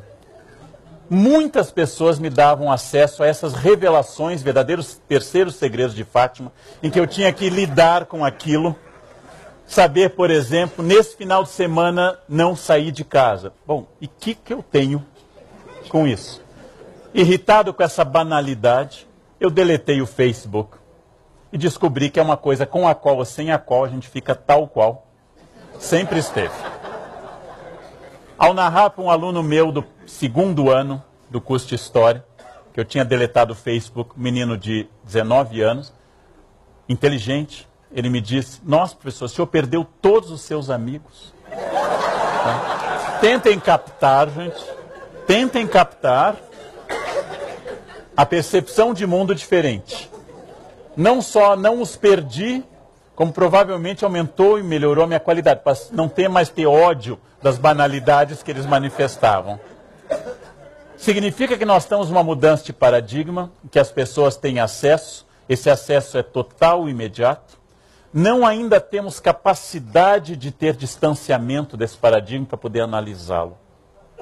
Então acho sim que nós estamos numa mudança muito rápida, talvez a mais rápida que já tenhamos tido na história, mas algumas lógicas simplesmente se repetem. O capitalismo cria obsolescência para criar mercado. Ou seja, eu já tenho a tecnologia para o iPhone até o 10, mas eu preciso fazer um por ano para dizer que agora tem uma câmera 5.0 que filma até a lêndia do piolho que está na sua cabeça, enquanto que a sua anterior não filmava. Então eu preciso trocar e comprar, porque o meu iPhone já é do ano passado. Já é algo totalmente ultrapassado. Criar obsolescência para criar mercado é uma estratégia que Adam Smith descreveu na Riqueza das Nações. Não é nenhuma novidade. Algumas coisas são muito novas. Acho, de fato, que nós estamos diante de uma revolução da informação, para o bem e para o mal. Esta revolução da informação tem que transformar, em primeiro lugar, a escola, que continua ensinando, como no século XIII, uma pessoa fonte de conhecimento e outras receptoras de conhecimento. A escola é muito reacionária à mudança. É preciso uma mudança total em saber que realmente são professores formados no século XX, com cabeça do XIX, que devem formar pessoas para o XXI. E é um desafio, porque a tendência é dizer no meu tempo, é ter saudades da caneta tinteiro. E essas saudades são das pessoas que acham que as coisas, por serem passadas, eram boas. Como eu tenho vários amigos paulistas de mais idade que antigamente tinha garoa. Gente, a garoa devia ser um inferno. Vinha por baixo, molhava.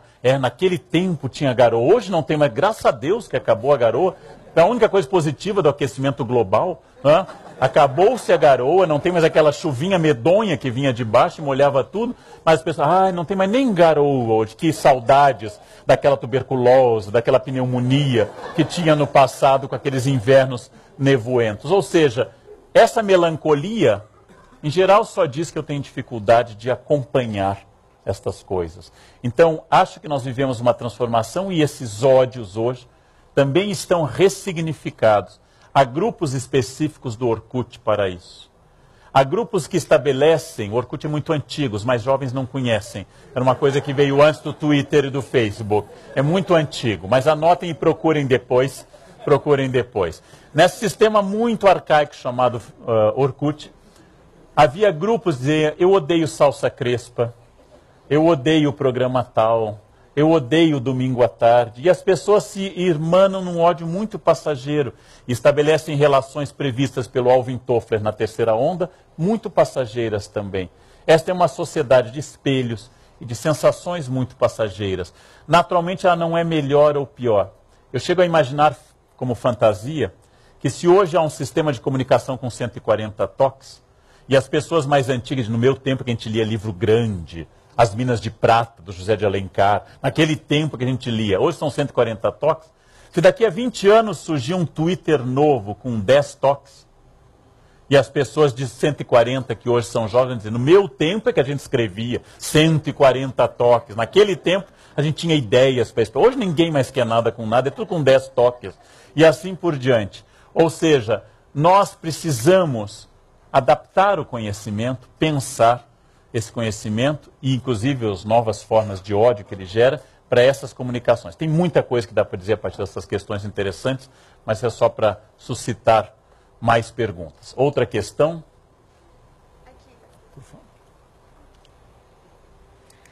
Bom, professor, eu acho que você já respondeu parte da minha pergunta, mas eu vou formular ela e se eu puder completar. Como seria possível desenvolver a aceitação dessa dualidade entre amor e ódio desde a formação básica, de uma maneira menos hipócrita? É complexo. Eu acho que é um esforço. Eu sei como professor o que não deve ser feito, talvez melhor do que o que deve ser feito. Eu acho que os professores, de alguma forma, reforçam toda a gama, todos nós professores, reforçamos toda a gama de preconceitos.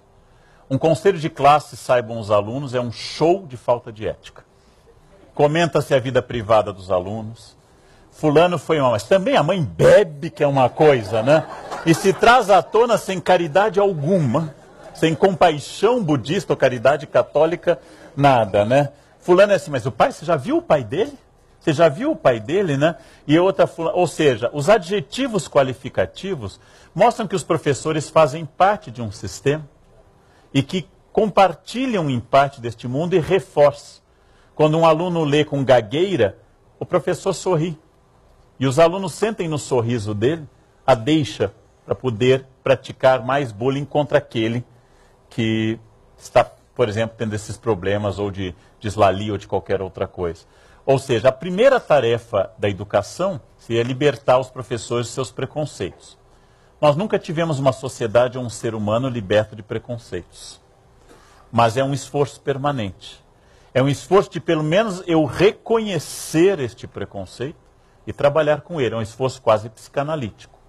Então, eu diria que para a sala de aula, para o livro, é trazer à tona isso e parar de fingir que as pessoas são todas democráticas, que não têm distinções de renda, que elas vivem absolutamente de forma harmônica, se eu crio um sistema que é a escola, que é classificatório e diferenciador de mérito, onde uns são melhores do que outros e outros são taxados de burros, incompetentes, preguiçosos, ou o pior de tudo, esforçados, que é a pior coisa que se diz de um ser humano. Esforçado quer dizer, é uma capivara, mas é simpático. Fica lá sentadinho, deixando os carrapatos sugando seu sangue, é uma capivara, mas é esforçado, ou pior, limítrofe. Ele dá tudo de si a nível de ser humano enquanto gente, pessoa, né? Mas ele não consegue ir adiante. Então, há uma educação a fazer em todos os lados, em todos os sistemas. Ela está presente em pessoas as mais variadas. Tivemos um presidente do Brasil, que eu não vou citar o nome, que veio antes da atual, que foi à África e foi a Windhoek, capital da Namíbia, e disse uma coisa muito interessante.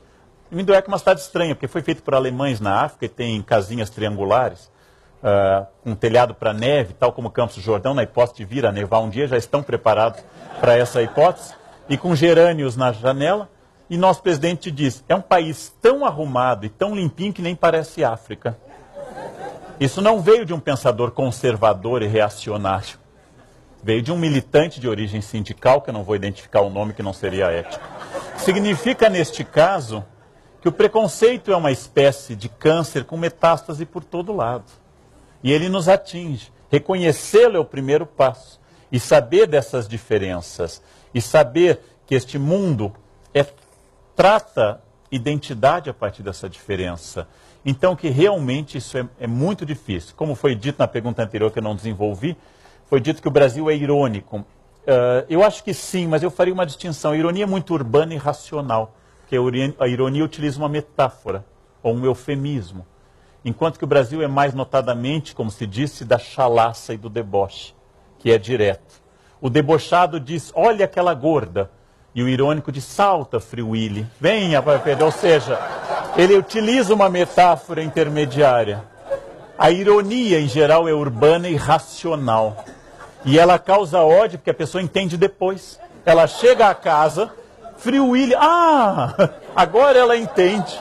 Ou pergunta para o filho quem é essa tal de Willy que se tem que libertar. Ou seja, neste caso, nós somos adeptos muito mais do deboche. É uma forma de violência. Mas eu sempre vi, e defendo isso, que o humor, especialmente contra os poderes constituídos, é uma estratégia política. O humor é uma maneira de dizer que o rei está nu. O humor é uma maneira de dizer que você não concorda com aquilo e demonstrar o ridículo de um sistema. O humor é quase uma obrigação política às vezes. Eu adorei uma charge que saiu há pouco num jornal, em que 2 deputados comentavam: garantimos ao eleitor que o novo imposto sobre a saúde, o novo CPMF, seja o nome que ele tiver, irá inteiro para a saúde. E o outro completa, tim-tim por tim-tim. E aí a cena seguinte, eles num iate com champanhe. Saúde, o outro tim-tim. Né? Ou seja, esta é uma ideia boa de humor contra poder constituído e um ódio justo e justificado contra gente corrupta. Ou seja, é uma maneira de você desnudar o rei e mostrar que ele está nu, como na parábola da roupa nova do rei. Isto é uma obrigação. Quando é que eu sei qual é o limite do humor ou quando ele é danoso? Exatamente quando ele fere não quem contém o poder, mas quem está abaixo ou quem é igual, que são os alvos preferidos deste humor, dessa chalaça. Então, voltando à questão e complementando a anterior, primeiro passo da sala de aula não é se tornar politicamente incorreto. É uma herança americana terrível essa ideia. Não é passar a dizer, ao invés de Branca de Neve e os 7 anões, a Caucasiana e os 7 indivíduos verticalmente específicos. Não é traduzir por eufemismo, litotes, essas coisas, não. É genuinamente professores, alunos e direção começarem a dizer abertamente quem somos nós e o que nós queremos, identificando os preconceitos que cada um tem e dizendo, ninguém deve se orgulhar do preconceito e não é direito de ninguém ter um preconceito e se orgulhar dele. É um defeito que deve ser superado. Outra questão está aqui, por favor.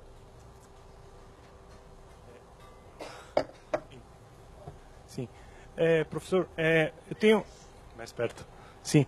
Uma questão a respeito da agressão que a gente sofre por ser acusado pelas vítimas, né? Há sempre se delineia quem são as vítimas, escolhe bem os grupos, né? Às vezes fazem leis. Hoje a gente tem lei, Estatuto do Idoso, Estatuto do Adolescente, da minha idade ainda não saiu, mas talvez venha a sair. Não acho que seja bom, né? Parece que a lei deveria ser uma para todos, né? Queria que falasse um pouquinho mais a respeito disso, então, dessa acusação, a vítima se colocando passivamente e acusando todos os demais, né? Ou então benefícios para alguém que é escolhido como vítima. Não sei o que por exemplo, a coisa da verdade agora, que vai... Parece que vai... Comissão da Verdade. Comissão da Verdade, né? Algumas verdades vão surgir, mas um dinheiro lá de uma certa campanha, que eu já nem me lembro, não sei quem que era dono daquele dinheiro. Essa verdade não vai vir à tona. Então, tem algumas vítimas escolhidas e alguns algozes. Eu queria deixar de ser algoz. Eu poderia consolá-lo que não se preocupe, que você vai se tornar beneficiado pelo Estatuto do Idoso. Então, em primeiro lugar, não se preocupe. E posso lhe garantir, aos 48 é mais rápido do que você imagina. Um dia você acorda e encontra no espelho outro ser. Né? Posso lhe garantir isso. Se a ansiedade por passar à frente na fila do banco, aguarde. Aguarde. Vai chegar a você de algum jeito. Vai chegar. Como eu disse, eu sou uma pessoa pouco inclinada à violência. Eu disse a um jovem que parou com seu carro no Shopping Cidade Jardim, eu tirei foto em 2 vagas para deficiente, no meio de 2 vagas. Eu tirei foto e fui conversar com ele, um moço, no apogeu dos seus 20 anos, dono de um carro muito bom, e eu disse a ele, a vaga é para deficiente físico, não mental. Não há vaga para deficiente mental, não. Só para deficiente físico.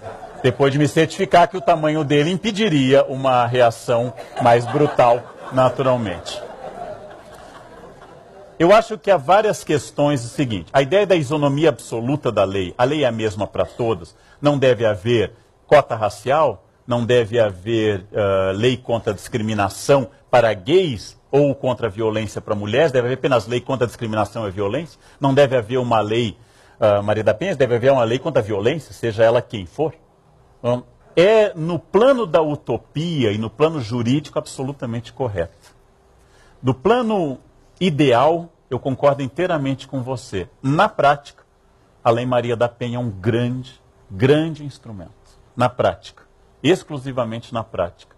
Na prática, o Estatuto do Idoso é contra uma sociedade, especialmente a brasileira, que chegou a ser 60% com menos de 18 anos há pouco tempo, uma sociedade muito violenta com os velhos. Então eu diria o seguinte, é verdade que a lei é igual para todos, mas eu imagino, mesmo sendo homem, que ter uma barriga de 8 meses deve me dar um direito a ser atendido primeiro. Eu imagino que seja um peso. Pois se a minha barriga já é um peso, eu imagino o que seja a barriga aos 8 ou 9 meses. Eu imagino que essas pessoas têm que ser atendidas primeiro. Me irrita profundamente aquelas meninas que tiram o teste de gravidez e dá azul e já vão para o banco com o teste de gravidez azul e já querem passar à frente. Eu acho isso simplesmente um abuso que sempre existirá em qualquer sistema. Então, é verdade que muitas vítimas se aproveitam disso. É verdade que todos esses sistemas de proteção, eles são problemáticos. Eu preferia que houvesse apenas no mundo ideal uma lei contra a ofensa. Não importa se a vítima fosse loira, fosse negra, fosse velha ou fosse mulher. Eu acho que os eufemismos são problemáticos na nossa sociedade. Meu colega de Unicamp, aposentado, o grande professor Rubem Alves, escreveu num artigo o seguinte: eu odeio a expressão melhor idade, ele está com 80 anos, porque não é a melhor idade. Poderia ser mais poética, as pessoas poderiam dizer assim, passem à frente, aqui no finger do avião, as pessoas que têm crepúsculo no olhar. Isso seria mais poético. Talvez, como diz um grande poeta como o Rubem Alves, né? Dizer que aos 90 é melhor idade, provavelmente quem escreveu isso não tem 90. Provavelmente não tem 90. Porém, é verdade, eu concordo inteiramente, que a lei deveria ser uma. É proibido ofender uma pessoa. É proibido agredir qualquer ser humano. É proibido discriminar alguém. Quando eu passo, às vezes, com um cartão de uma companhia aérea, passo à frente na fila, e às vezes eu escuto isso. O senhor é prioridade, deficiente? Eu sou, eu não tenho cabelo, é uma deficiência. Não? É a falta de um órgão, aliás, de vários, de milhares de órgãos que eu não tenho. Mas, na verdade, é o cartãozinho, que é uma forma também de discriminação, pela qual eu lutei arduamente, sendo fiel a uma companhia que não me era fiel, mas eu lutei arduamente aquilo. Que significa o quê? Sim para o plano ideal. No meu plano ideal, no meu mundo perfeito, no mundo de Oz, do mágico de Oz, não da prisão, no mundo da Dorothy, só há uma lei. Todos são iguais perante a lei. Princípio de Locke. Isso é verdade. No meu mundo ideal não precisa ter uma lei para que a grávida seja atendida primeiro ou uma senhora de 80 anos. Eu vou ceder esse lugar, obviamente. Este é o meu mundo ideal. No mundo que eu vivo, os motoristas de ônibus de São Paulo, não de Campinas certamente, se irritam muito com o idoso que entra pela frente. Se irritam muito em parar o ônibus para o idoso que não vai pagar passagem. E arrancam com certa violência. Não esperam, de fato, não tem esse time.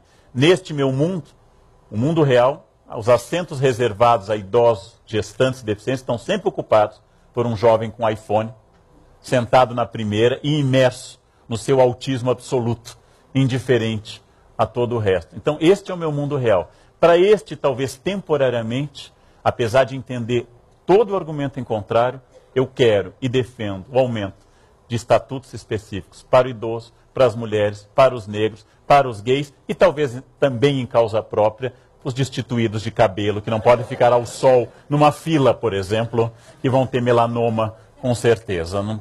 Outra questão? Lá no fundo, por favor. Boa noite. Eu, na verdade, gostaria de, antes de usar o termo violência, usar o termo crueldade. E aí me reportar ao Nietzsche, que descreve a condição humana como sendo propícia à crueldade, simplesmente estabelecendo dois momentos de desenvolvimento dessa crueldade, num primeiro momento enquanto ela é extravasada e no segundo momento que ela é interiorizada. que ele remonta ao próprio advento da moral judaico-cristã, que nós interiorizamos o instinto e aí passamos a exercer a crueldade contra nós e desenvolvemos o ressentimento, que faz com que o outro seja responsável pela minha dor. Então, eu gostaria de lhe perguntar, na verdade, em que medida essa interiorização da crueldade não é motivadora de uma violência enquanto responsabilização do outro pelo que eu sofro, e não mais, digamos assim, como uma condição de percepção que o outro não é um inimigo, mas outro apenas. Interessante a questão, porque uma característica da nossa cultura brasileira, entendida sempre em termos genéricos, apesar do problema disso, é que nós omitimos o sujeito histórico. E eu não faço parte desses sistemas. Então, os brasileiros são folgados, mas eu não. Os brasileiros são atrasados, mas eu não. Os brasileiros dão um jeitinho, mas eu não. E ao omitir esse sujeito histórico, é uma forma sofisticada de uma interiorização em que eu, de fato, não tenho responsabilidade por nada que está aí, por essa geleia geral que se encontra assim. Eu reclamo da enchente do Tietê, mas jamais imaginei que o papel ou o cigarro que eu atirei no bueiro possa ter qualquer relação com essa mesma enchente. É uma característica nossa de omitir a mim como sujeito histórico ou como ação histórica. Nietzsche é muito duro com a moral judaico-cristã porque ele acha que o cristianismo, no fundo, é Platão for dummies, né? É Platão para idiotas. E que a moral judaico-cristã é uma maneira de fracassados justificarem o seu fracassar. Porque a história de virar, a história de virar o rosto para o outro lado é só quem é fraco. Né? Dar a outra face é quem não tem força, quem não está numa faixa boa de jiu-jitsu, dar a outra face para isso. Eu só me submeto à violência do outro quando eu não posso responder. Então esta moral de escravos, como diz Nietzsche, essa moral de ressentidos, esta moral de fracassados, que pregou dar a outra face, não como um gesto pacífico, mas como uma incapacidade de restituir tudo isso. Então eu acho que, de algum sentido, Nietzsche tem razão ao denunciar a apropriação histórica da mensagem cristã, especialmente por Paulo, a quem ele tem um ódio particular, mas que ele identifica no anticristo o próprio evangelho já como origem dessa deformação, e no sentido de que essa interiorização é a mais sutil de todas. É talvez, e eu pegando a ideia da sua pergunta tão interessante, a violência mais frequente que eu possa deduzir nietzschiana não é da agressão violenta e física, mas a do silêncio. É a de não fazer nada diante da violência. Por exemplo, diante de uma violência, seja ela qual for, feita por criminosos ou pela polícia, pressupondo que haja uma diferença clara entre esses universos. E eu, passando ao lado, passo rapidamente.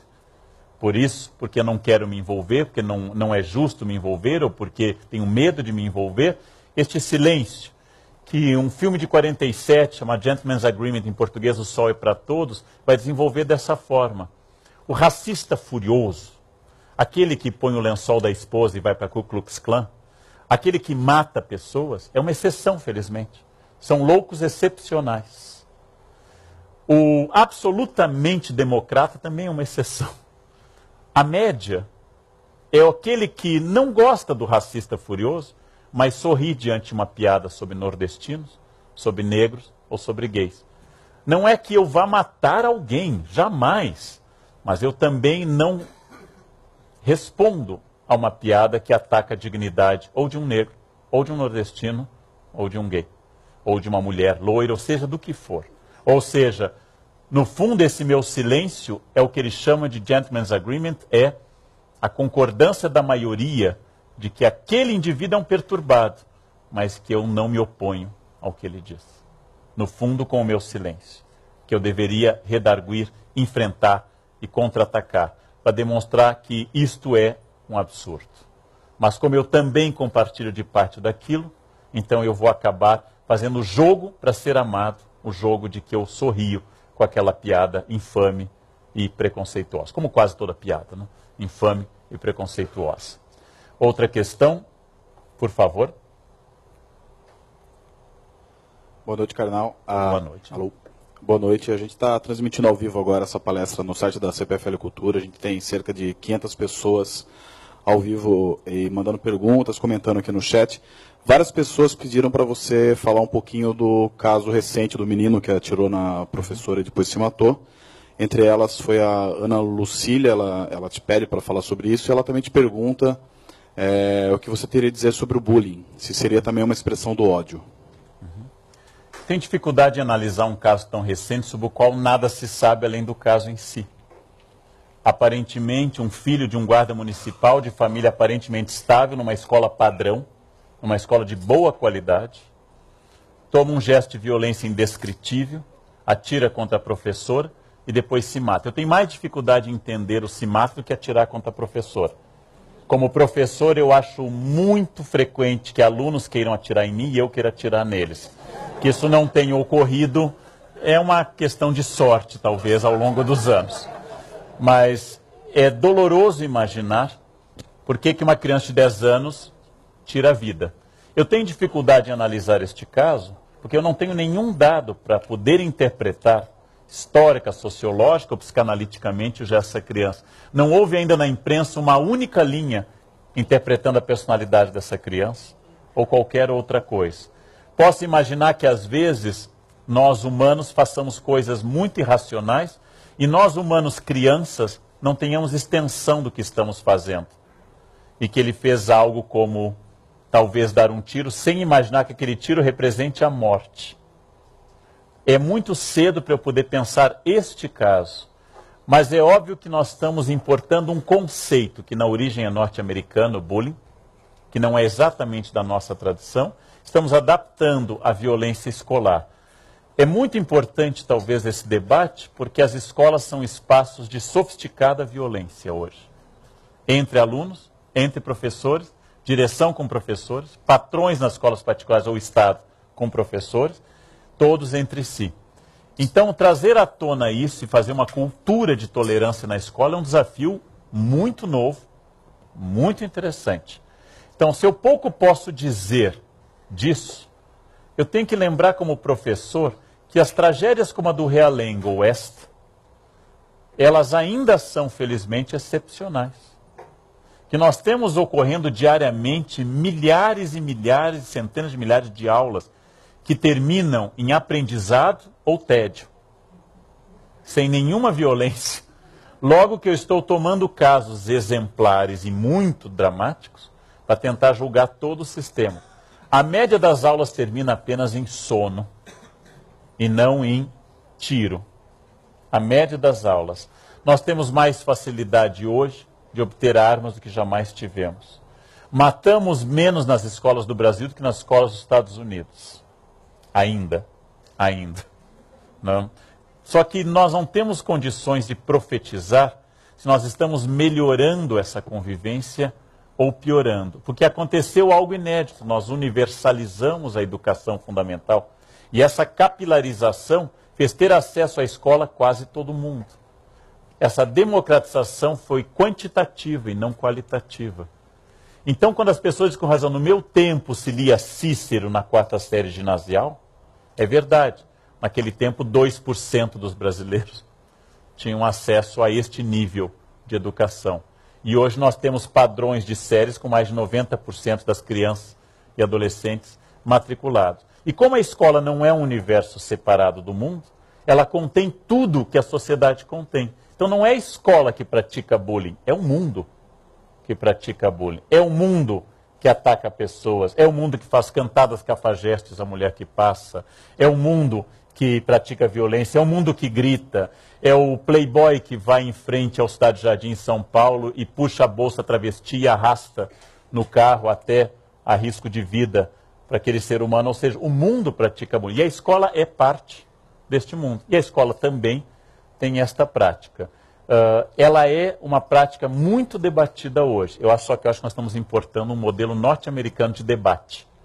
Aquele modelo que expulsa uma criança do jardim da infância porque deu um beijo na colega. Este é o modelo norte-americano, em que quer seres que não se toquem, não se falem e se refiram a todos por eufemismos e jamais se agridem e não resolvam nenhum problema entre si. Este é o modelo norte-americano de sociedade totalmente formada por guetos. Eu não sei se o debate sobre a violência da escola é muito oportuno. A importação da noção de bullying e utilizar uma palavra estrangeira para falar de violência escolar é sinal de que talvez nós não estejamos discutindo o Brasil. Mas a partir da violência no Brasil, estamos discutindo um conceito norte-americano. Outra questão, ao vivo ou... Leandro, esse mito do brasileiro cordial não seria muito apropriado para nossas elites? Não seria assim, dizendo, foi criado e mantido pelas nossas elites, seja elas quais forem. Você me diz isso aí? Sim. Quando eu comentei que o pensamento conservador está numa das bases, junto com o pensamento cristão, da omissão da violência, eu quero dizer isso, que é muito bom desenvolver, para quem tem controle social ou político, a ideia de que somos um povo cordial. É muito bom a nós. De fato, o que o Sérgio Buarque quis dizer em 36, e eu volto à teoria inicial, é que não é que nós sejamos pacíficos, mas nós somos cordiais. Ser cordial significa que nós funcionamos baseado num estatuto do impulso e não da razão. É aquilo que o estrangeiro tem dificuldade, como, por exemplo, diz o Gabeira no livro que é Ex-Companheiro, ao encontrar uma sueca e uma brasileira, e a brasileira disse a ele, vou ver se dá para passar na sua casa. E a sueca pergunta, ela vai na sua casa? Não, ela vai ver se dá. Mas significa que ela vai? Não, ela vai ver, se der ela for. Não, ela vai, mas se ela não for, ela não vai se der. Ou seja, a sueca não entende. Porque no mundo dela ou se vai ou não se vai. Essa capacidade cordial é eu convidar alguém, por exemplo, para ir para minha casa e a pessoa não dizer sim ou não, mas explicar. Você pode jantar sábado lá em casa? Sabe o que é? Geralmente isso precede ao fato de que a pessoa não vai. Mas é a nossa incapacidade da objetividade racional e a nossa ênfase na cordialidade. Eu não quero dizer a você que eu tenho coisas mais importantes a fazer do que na sua casa. Como, por exemplo, arrumar a gaveta das meias ou alguma coisa do gênero. Mas você se sentiria ofendido com isso. Então eu vou dizer, se der, eu vou. E pode ser até que não tendo nada para fazer, naquela hora eu decido ir. Aí deu. Aí eu fui. E pronto. Essa é uma experiência da nossa cultura, especificamente da nossa cultura. E eu acho que é isso que é o cordial. As explosões de ódio ou de amor, as cenas e os ataques, elas são totalmente distintos, eu acho, da cultura norte-americana. Elas são totalmente distintas. E isto faz da nossa cultura algo que tem que ser pensado à parte. Ainda que seja abstrato e geral, eu falar em cultura brasileira. Outra questão? Passamos para a última questão da Daniela Waba. Boa noite, Carnal. Boa noite. Eu tenho uma questão que eu sou mãe de 2 filhos que estão vivendo muito forte esse momento do ódio. Eu tenho um filho de 4 anos, ele é muito pequeno para ter tanto ódio. E ele foi educado num berço de amor, de paz. Eu sou professora de yoga, eu pratico yoga, tenho amigos o tempo inteiro meditando, praticando yoga, cantando mantras. Isso não adianta nada, porque ele continua o mesmo endiabrado. Então, assim, o que é esse ódio? Esse ódio é inerente ao ser humano, não é nas escolas, não é nem na televisão que ele aprende isso. Como que a gente lida com isso? Porque se eu vou com todo o amor do mundo, meu filho não faça assim, isso não resolve, ele fica com mais raiva. Então, como que lida com isso? Esse é um ódio que então a gente tem que falar, legal, vamos cair fundo aí nesse ódio, porque não vai resolver mesmo, né? Ou a gente começa um movimento da paz. A gente ensina a meditar, a gente ensina que a conexão com o superior, com o divino, isso vai trazer uma paz, e a gente vai fazendo uma onda que vai pegando todo mundo. Queria uma sugestão tua. Acho que você traz à tona, Daniela, as contradições difíceis da reflexão sobre o tema. Como professor, eu poderia lhe dizer, para lhe tranquilizar, que não há relação direta entre a ação da escola e dos pais sobre a personalidade dos filhos. Eles são o que são, independente das escolas e dos pais. Pais violentos e agressivos podem dar origem a crianças absolutamente tranquilas. E pais tranquilos podem dar resultado a crianças diferentes. Eu acho que o que você está chamando de ódio, como eu não conheço seu filho e nem a você, pode ser especificamente uma reação mais energética que você não gostaria de ver. Se meditação provocasse paz transcendental, países de ascendência budista, como a Tailândia, teriam uma história de tranquilidade absoluta. O budismo nasceu na fronteira do Nepal com a Índia, e algumas das violências mais impressionantes do mundo vêm dessa região, onde yogas meditam anos a fio. Eu poderia dizer, talvez não exatamente para brincar, mas pode ser ódio dele a cheiro de incenso. Ele pode ser alérgico a incenso, e cada vez que se acende incenso e você medita com o mantra do Om, ele fica com tanto ódio que ele vai. Poderia dizer agora brincando, experimente jogar água benta, algo deve funcionar. Mas nós tendemos a registrar como hiperatividade dar Ritalina a todas as crianças que são mais ativas do que nós. Então, quando a criança fala mais alto que você, corre mais do que você e dorme menos do que você, ela deve ter hiperatividade. E deve se levar ao médico para dar remédios calmantes. Ao se dar Ritalina ou ao se dar coisas mais fortes, você está talvez reconhecendo uma condição médica que só um profissional poderia determinar, que é possível, há crianças hiperativas. Mas também seria possível pensar que você está reconhecendo a diferença. E uma diferença que deve levar numa reflexão bastante budista ao caráter que ninguém é responsável por ninguém e cada um tem o seu caminho. Como diz o Buda ao defender o gato, que não foi assistir sua entrada no Nirvana aos 80 anos, quando o cachorro falou mal do gato e o gato ficou na dele, como todos os gatos são budistas, enquanto que os cães são católicos, não é? Ou seja, os gatos são absolutamente zen. Alguns cães são pentecostais, mas a maioria é católico. Buda defendeu o gato dizendo, o gato foi o primeiro a entender o budismo. A minha entrada no Nirvana não tem nada a ver com a trajetória dele. Ele entendeu que o meu trajeto é o meu, e como diz o Buda, se encontrar Buda, mate-o. Porque eu não sou mestre de ninguém, não sou guru de ninguém. Há uma trajetória que seu filho tem que fazer. Você não deve incentivar, até porque não precisa. Incentivando ou reprimindo, ele terá uma personalidade.